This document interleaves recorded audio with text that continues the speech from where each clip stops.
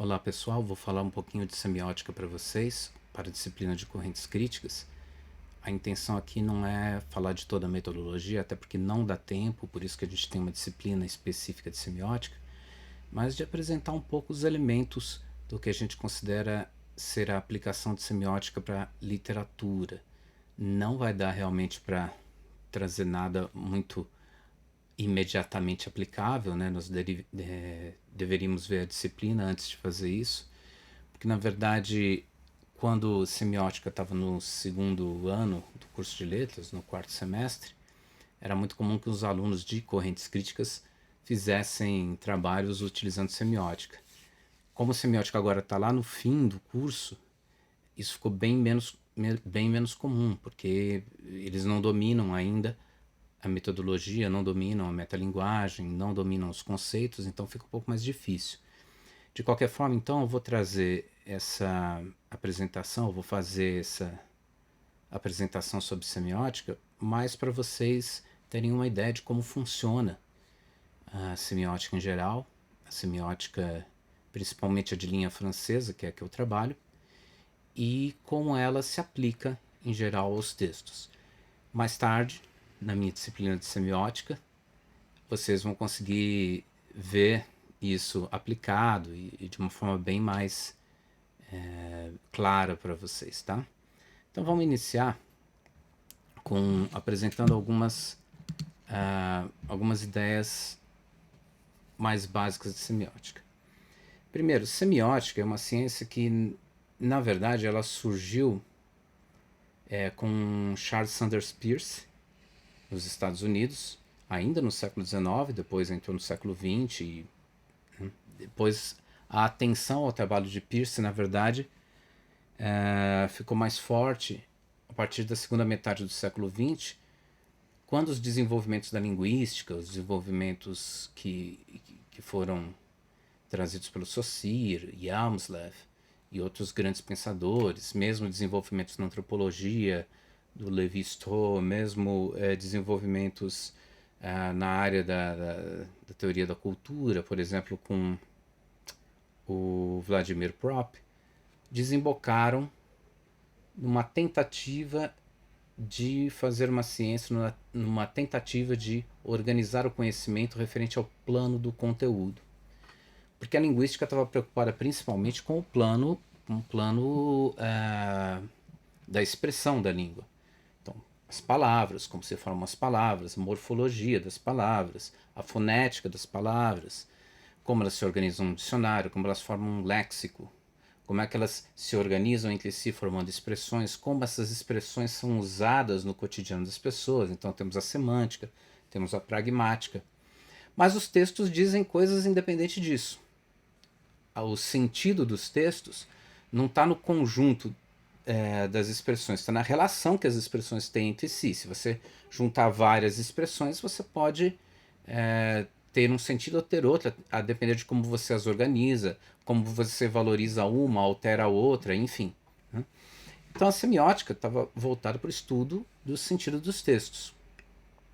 E aí, a partir desse interesse, o pessoal lá da França foi buscar de novo o Peirce, foi verificar que muitas das questões que eles estavam trazendo agora já em meados do século XX, o Peirce já tinha visto lá atrás.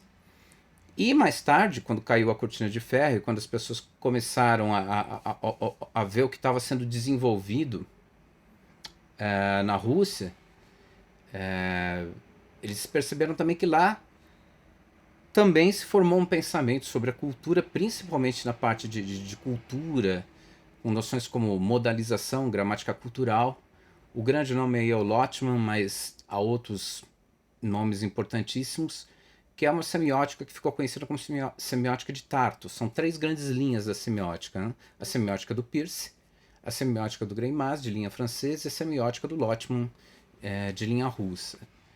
Eu sou formado na semiótica de linha francesa, então, portanto, eu não sou o melhor especialista em Peirce, nem o melhor especialista em Lotman para conversar com vocês a esse respeito. Mas é para vocês saberem, e há outras semióticas ainda, muito mais, né? Você tem semiologia, você tem o caminho do Barthes, você tem o caminho do Humberto Eco, você tem muita coisa aí para você poder aproveitar dentro desse mundo, né, desse universo que é o pensamento sobre como se organizam os sentidos nas culturas, nas expressões humanas. Ok? Bom, muito bem. Vamos agora um pouquinho adiante. Vamos falar um pouquinho da semiótica que chegou até nós, semiótica linha francesa. O grande nome é Greimas, nós temos outros nomes importantíssimos, nós temos Denis Bertrand, nós temos o Floch, nós temos o Zilberberg, temos o Fontanille, temos o Courtet, temos vários nomes importantíssimos. O Greimas era lituano, na verdade, ele era da Lituânia, ele não era francês. Mas o grande trabalho dele foi ali nas universidades francesas, e é por isso que a gente tem essa ideia de que é uma linha francesa, né? Um caminho francês da semiótica. E se baseou bastante na época nas teorias estruturalistas, no estruturalismo. Então havia uma grande preocupação com a integridade do texto, com o texto em si. Até tinha uma expressão, né? Fora do texto não há salvação, né? O que você tem que saber está ali no texto, o que você tem que entender está ali no texto. E alguns princípios dessa semiótica greimasiana passaram a fazer parte da forma semiótica, digamos assim, né, da forma baseada nessas contribuições de abordagem de texto. Uma das coisas é a integridade do texto. Então é pensar que você lê o texto como um todo.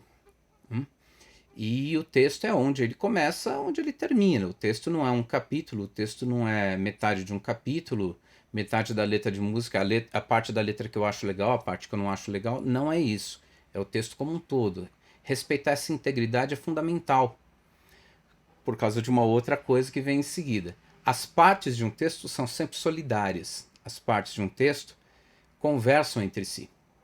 Então, se eu tiver um quadrinho sozinho, né, de uma pessoa falando para outra aqui, puxa, 75% dos alunos coreanos são bons em matemática.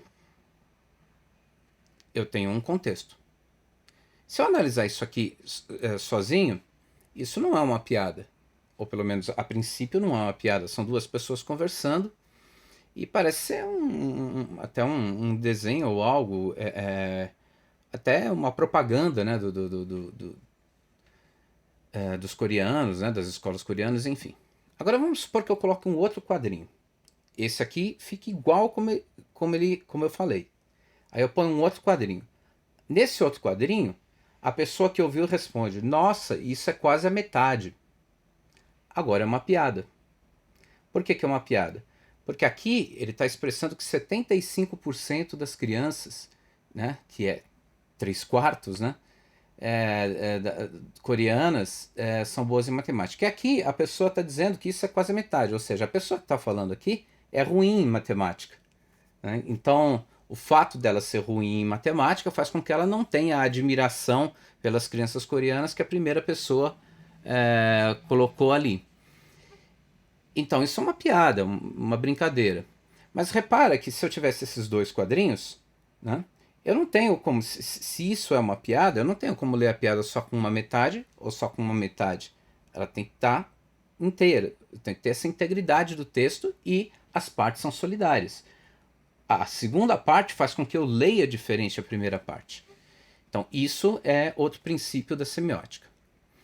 E aí também tem outro princípio da semiótica, que é a questão da enunciação e do enunciado. Ou seja, o que é um texto? O texto na semiótica é sempre visto como uma realização humana no sentido de comunicação. Ou seja, alguma coisa foi feita para comunicar algo de uma pessoa para outra. Certo? A gente nunca tem acesso à enunciação em si. E o que é a enunciação em si? Pressupõe-se que alguém teve uma ideia, uma intenção, teve toda uma história dentro de si, tem uma psique, tem uma cabeça, tem tudo isso. Pressupõe-se que tudo isso gerou uma motivação, um interesse, uma vontade, uma empolgação de transmitir uma mensagem. Mas na mensagem em si, nós não chegamos, pelos princípios da semiótica, da mensagem em si, nós não chegamos à motivação interior. Nós só podemos supor coisas, nós só podemos apontar, né?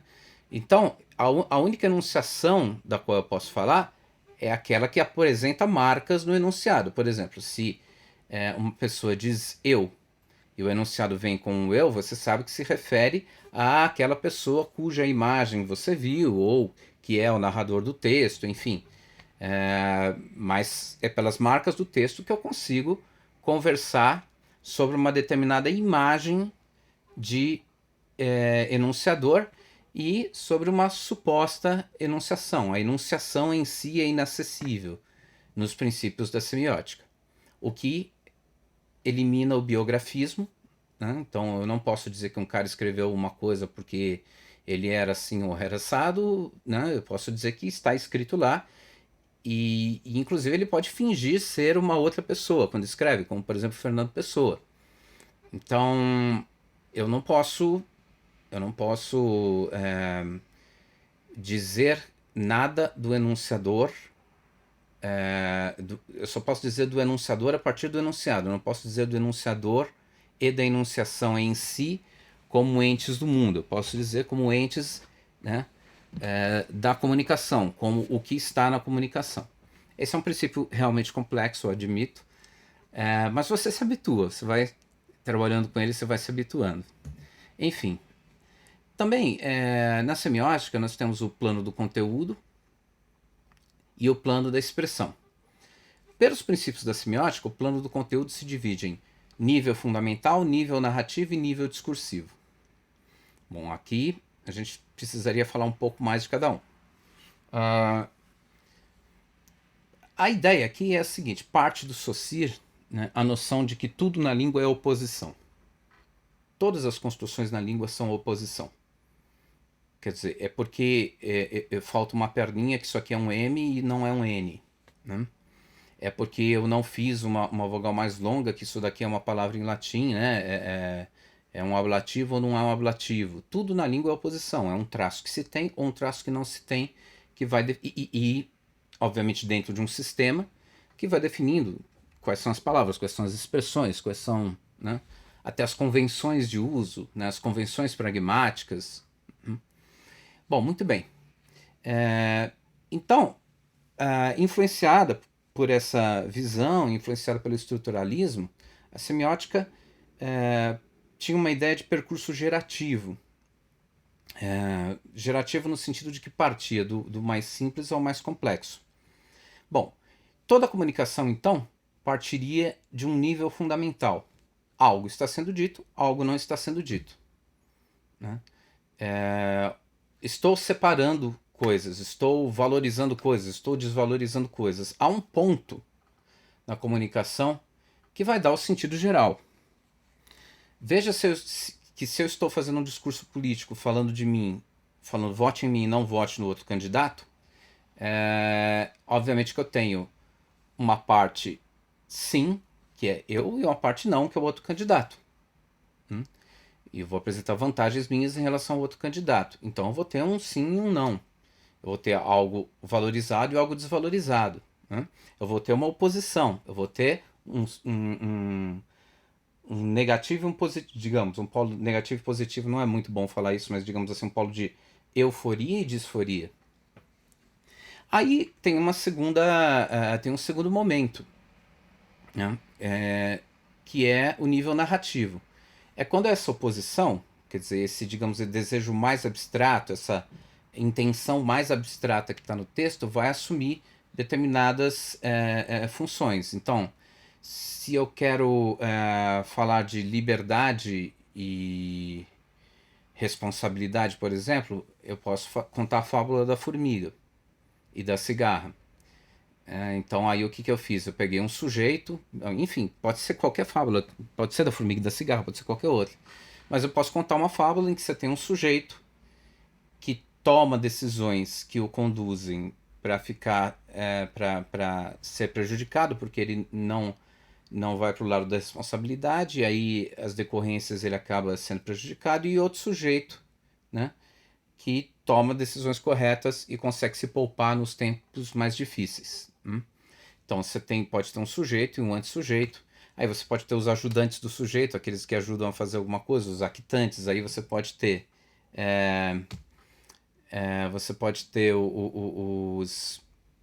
os antissujeitos, né? Os antiactantes também, né? Você tem um objeto. Veja que, por exemplo, nesta, digamos, fábula, né? Revestindo a fábula, revestindo o actante sujeito aqui como ator, digamos que ele é a cigarra, revestindo o actante antisujeito, digamos, como a formiga, né? Ele é o anti-ator aqui. Eu tenho um objeto, o objeto é se dar bem, o objeto é chegar no inverno e ter mantimentos, né? Quer dizer, o objeto a gente pode chamar abstratamente de proteção. Para todo objeto concreto, eu tenho um objeto abstrato, né? O objeto daquele sujeito é o carro, mas o que ele quer no carro, né? Ele quer status, ele quer locomoção, ele quer conforto, ele quer facilidade, ele tem uma série de elementos, né? Que são objetos valores que ele vai buscar quando ele vai atrás desse objeto. Aí você comporia a estrutura narrativa. A estrutura narrativa, então, seria o que sujeitos fazem, né? Quais são as estratégias dos sujeitos para chegar nesses objetos. Então, tem milhões de estratégias. Os sujeitos vão procurar competência, os sujeitos vão exercer performance, eles vão tomar coisas, eles vão seduzir pessoas, eles vão fazer tentações, enfim, né? Ele pode atuar diretamente sobre o objeto, pegar ou não pegar o objeto, tomar de alguém, fazer alguma coisa do tipo, ou ele pode atuar sobre sujeitos. E aí ele faz o que se chama de manipulação, né? E o que é a manipulação? É quando eu convenço sujeitos a fazer aquilo que eu quero que eles façam. Enfim, é bastante complexo, eu sei, mas é só para dar uma ideia. E aí a gente teria um terceiro nível. O que é o terceiro nível? Bom, eu vou contar essa história de um sujeito e de um antisujeito, digamos que seja a cigarra ou a formiga, ou a formiga e a cigarra, depende do ponto de vista que você escolher. Mas aí, a escolha do ponto de vista, já estamos entrando no discursivo. Vamos contar essa história como? Vamos contar essa história a partir do ponto de vista da cigarra, a partir do ponto de vista da formiga, a partir de um ponto de vista de quem está de fora, né? Então vamos constituir um sujeito formiga, digamos, com uma visão de mundo que vai nos contar a partir dessa visão de mundo, ou vamos constituir um sujeito narrador, Dona Benta no Monteiro Lobato, ou um personagem sábio em outro conto, e ele vai contar a história. Nós vamos contar essa história no século XXI, no século XVIII, no século XVII. Quando nós contarmos essa história, que recursos nós vamos utilizar para mostrar, por exemplo, que a cigarra, digamos, é folgado? Vamos pegar aqui estereótipos de ser folgado. Não cumprir horários, não entregar as coisas que se pedem para ela. Enfim, o que nós vamos fazer? São todas escolhas. No plano discursivo, então, você vai ter isso mais explícito, né? Então, óbvio, né? Você não tem como quando escreve um texto, pensar separadamente as três coisas. Mas para efeito de análise, a semiótica separa as três coisas. Tá? Agora vamos ver um pouquinho mais do plano da expressão. Isso tudo no plano do conteúdo. Poxa, mas, ô Vinícius, já definimos tempo, já definimos espaço, já definimos características das personagens. Né? Já não definimos o plano discursivo? Não. Porque você tem agora escolhas dentro do seu uso da linguagem. Quer dizer, como é que você vai fazer? Você vai fazer um filme? Quais são os elementos de linguagem de um filme? Quais são os elementos de linguagem da língua portuguesa? Quais são os elementos de linguagem da língua inglesa? Quais são os elementos de linguagem da Libras? Né? Agora eu vou ter que pegar tudo isso daí e usar um plano de expressão, né? Me apropriar do plano de expressão para esses conteúdos selecionados encontrarem uma conexão. Na verdade, você tem aí sim o efeito final da semiose, que é a produção desse texto, esse texto material que vai para você, de qualquer forma que ele apareça, tá? E aí eu vou me preocupar com as linguagens, com as coisas específicas das linguagens. Então eu tô usando aliterações, por exemplo, ou estruturas de som que num poema sobre o mar estão lembrando o mar, né? Eu também vou usar sistemas semisimbólicos, né? Então, nem sempre o vermelho é algo ruim ou bom. Então, por exemplo, se eu estou dentro de um contexto de produção, não sei, por exemplo, um contexto fundamentalista conservador, o vermelho é ruim sempre. O vermelho sempre representa algo que não é bom. E às vezes até acontecem, vocês até dão risada disso, né? De alguém pegar alguma coisa vermelha e dizer, comunista, né? Sei lá, a bandeira do Japão aparece numa exposição, a pessoa diz, olha só o que estão fazendo com o nosso país, e coisas ridículas do tipo. Que é a interpretação fora do contexto, a interpretação sem o conhecimento do que está sendo apresentado, né? Mas é a interpretação dentro de um sistema semi-simbólico que não faz jus e não dialoga com o sistema que a obra está trazendo, que a lógica da obra oferece. Né? Então, sistemas semi-simbólicos também a gente vai discutir, claro, não só no plano de expressão, mas também incidindo no plano de expressão. Né? Porque eu posso utilizar determinadas palavras, determinados formatos de palavras. Na poesia concreta eu posso deslocar letras, posso escrever de outra forma, enfim. Né? Tem muitos elementos, posso usar cores, posso usar várias coisas, tem muitos elementos para a gente pensar aí no plano de expressão. O sistema semi-simbólico, na verdade, é mais amplo. Eu coloquei aqui no plano de expressão para não esquecer, mas ele envolve mais coisas, né, do que os elementos, né, os símbolos, os signos utilizados no plano de expressão. Bom, acontece que na semiótica eu fiz todo o percurso, né, do mais simples ao mais complexo. Mas quando a gente faz a análise da semiótica do texto, a gente vai do mais complexo para o mais simples. A gente começa no plano de expressão. Acredite se quiser, a gente começa no plano do mais difícil. O que a gente faz no plano de expressão? Bom, não dá para esgotar o plano de expressão. Não dá para esgotar o plano de expressão. Ele sempre está articulado com outros textos, com outras informações, enfim, com muita coisa que é muito difícil você trazer, né? Que é muito difícil você levantar. Né? No limite, então, você tem que trabalhar um certo recorte do plano de expressão. E aí vai da tua sensibilidade de analista perceber quais são as recorrências de linguagem, quais são as recorrências de forma, quais são as recorrências, né, que aparecem no texto, o que te chama a atenção, né, que expressões causam impacto, que escolhas, por exemplo, num poema isolam uma palavra para ela ficar mais impactante, ou disfarçam uma palavra num contexto maior. Aí é você que vai verificar isso, né? Obviamente que aí você vai criar hipóteses em cima disso e testar nos outros níveis. Se as suas hipóteses estiverem erradas, você volta lá no plano de expressão, né, e rever. Né? Análise é isso, você começa, erra, volta, não tem problema nenhum. Né? Eu esqueci de falar no começo, na verdade, então eu vou deixar isso claro agora, embora tenha ficado nas entrelinhas. A semiótica não analisa só texto. Aqui a gente está falando de texto literário, tudo, mas ela analisa qualquer objeto de comunicação. Não precisa ser arte. Pode ser repetindo, qualquer objeto de comunicação.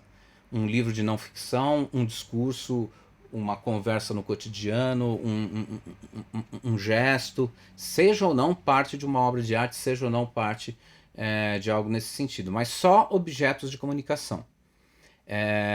Olha como essa paisagem é linda, eu estou sentado olhando para uma paisagem linda, ótimo. Né? Eu não vou analisar a paisagem, eu vou analisar a minha frase, que a minha frase é um objeto de comunicação. Agora, se eu tirar uma foto da paisagem, eu não vou analisar a paisagem de novo, vou analisar a foto.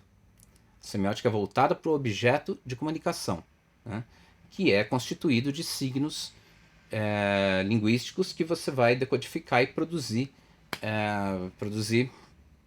os seus textos, produzir as informações que você quer passar para as pessoas. Muito bem, vamos adiante. Tem também o nível discursivo, né? Então você foi lá, olhou o texto, fez uma boa leitura do texto. Como o processo de decodificação é bom, você consultar as palavras que você não sabe, você verificar dados, fatos e datas, né? Não vou nem cortar, vou deixar isso aí. Né? Talvez eu faça um poema chamado Datos ainda, né? Uma boa ideia. Fatos e datas, enfim. Você faz aquela primeira leitura para decodificar mesmo, entender, olha, o que eu tenho aqui? Quais são os elementos que eu tenho aqui? Aí, depois que você fez essa primeira leitura, decodificou, entendeu, falou, olha que legal, tem rimas aqui, tem uma estrutura aqui, isso aqui é um soneto, esse texto é dividido em parágrafos, os parágrafos são curtos, os parágrafos são longos, as frases são entrecortadas, as frases são extremamente prolixas, enfim.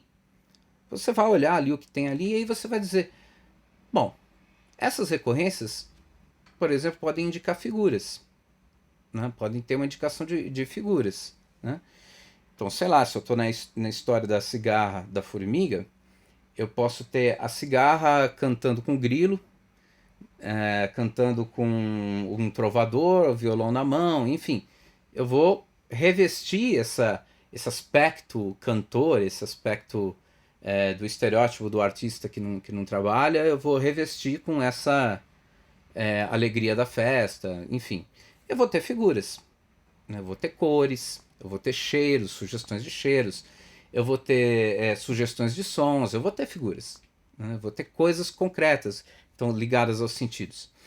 E eu também vou ter temas, né? Então vai aparecer várias vezes, por exemplo, o conselho, né? Então a formiga vai dizer, faz isso, faz outra coisa, tô nem aí.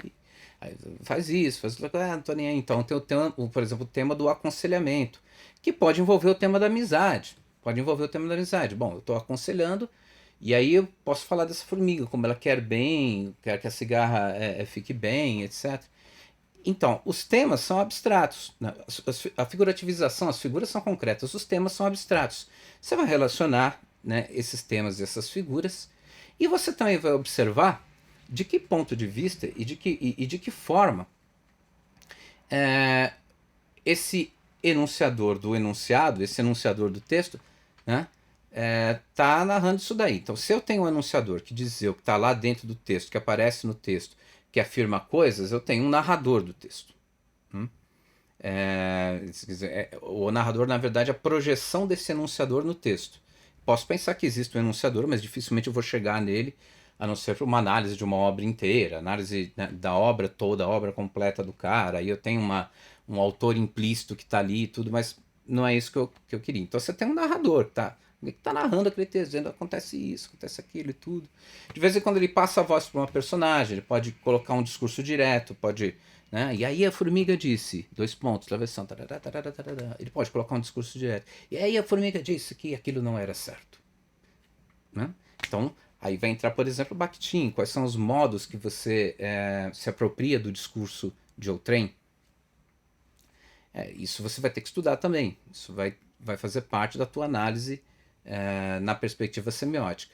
Então você vai discutir figuras do texto, vai discutir temas do texto, vai mostrar, olha, isso aqui são recorrências, isso aqui aparece sempre. E essas recorrências, essas figuras, encaminham o texto para uma direção. Eu não posso fazer várias frases que não se interconectam em ponto nenhum, porque aí eu não vou ter uma unidade de texto. Elas precisam estar conectadas, né? Os parágrafos precisam estar conectados. Precisa ter um. A gente até intuitivamente procura isso num texto, né? Então, você vai também na enunciação enunciado. O que está acontecendo ali, né? Você tem diálogos, você tem um narrador, você tem interlocutores, né? Porque aí o narrador pode dar a palavra para uma personagem, né? E aí você tem interlocuções. Como esse narrador ele está falando do que ele está vendo num determinado presente, ele está falando do que ele viu no passado, ele está falando no passado antes daquele passado, né? Como é que ele está usando os tempos verbais para fazer isso? Isso tudo você vai ver quando você estiver analisando o nível discursivo, né? Você saiu lá do plano de expressão, fez todo aquele trabalho com texto, aí você vem para o nível discursivo. Você vai analisar isso, ok? Bom, mas aí eu vou para o terceiro nível. Depois que eu analisar o nível discursivo e os temas e as figuras, tudo, eu vou tentar observar como é que o sujeito se movimenta como é que as personagens se movimentam nesse texto.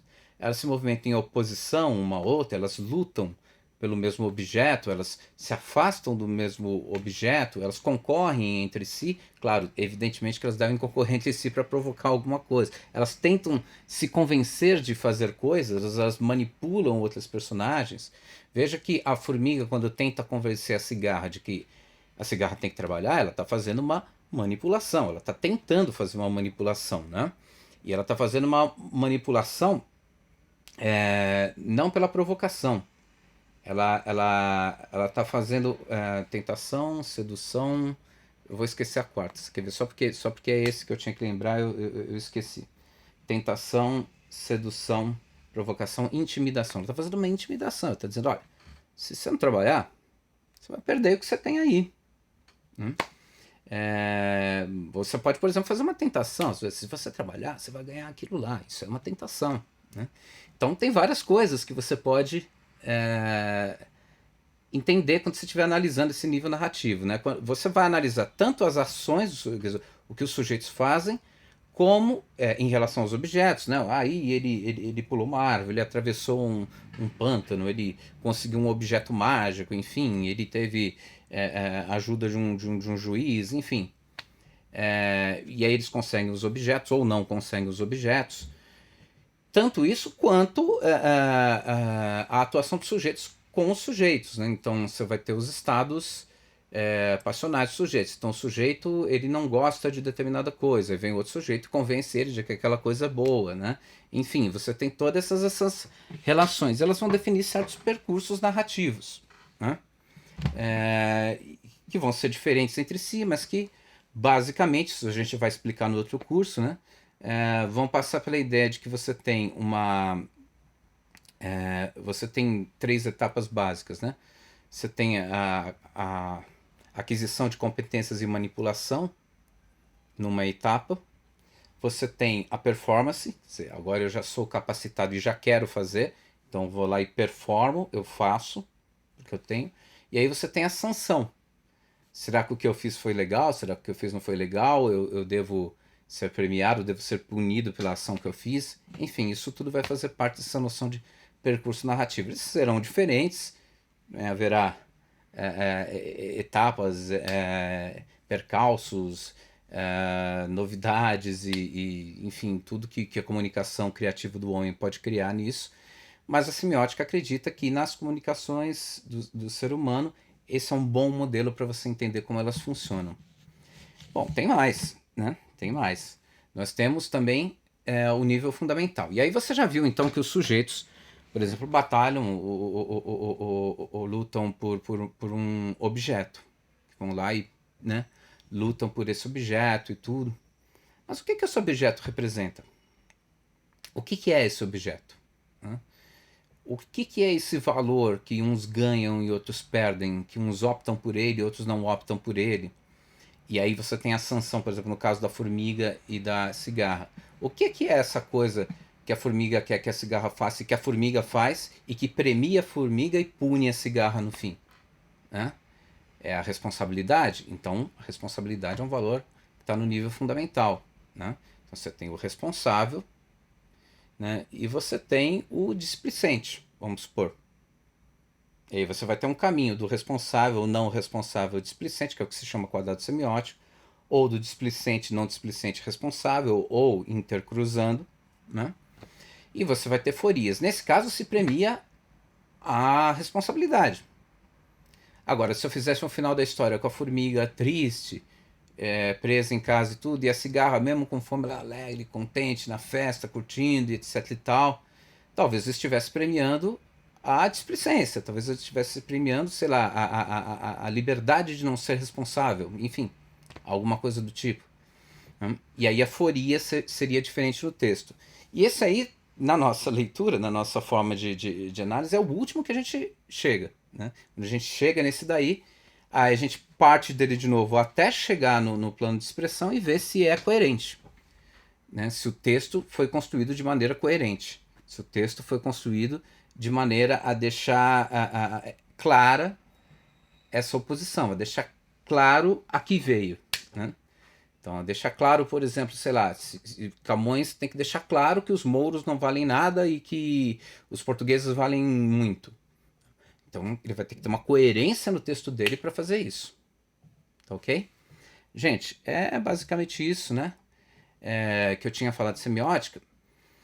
Mas eu preciso falar um pouco também sobre o fato de que talvez vocês não tenham podido aplicar a semiótica em correntes críticas na literatura, até porque a semiótica tem algumas dificuldades. Uma primeira dificuldade é o domínio da metalinguagem. Então, expressões como debreagem, embreagem, actante, ah, passionalização, figurativização, tematização, você não domina assim de cara, né, numa aula. Né? Você precisa de um certo tempo para construir esse domínio de metalinguagem.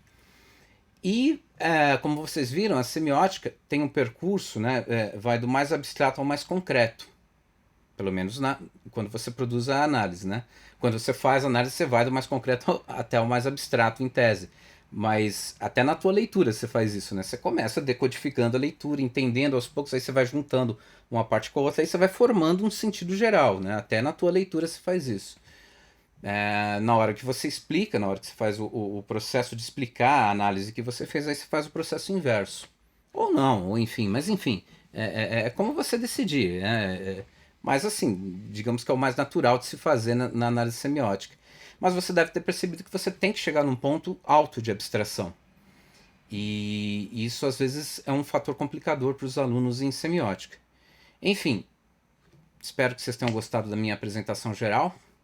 Se vocês quiserem bons textos a respeito para iniciantes de semiótica, eu vou recomendar os dois livros.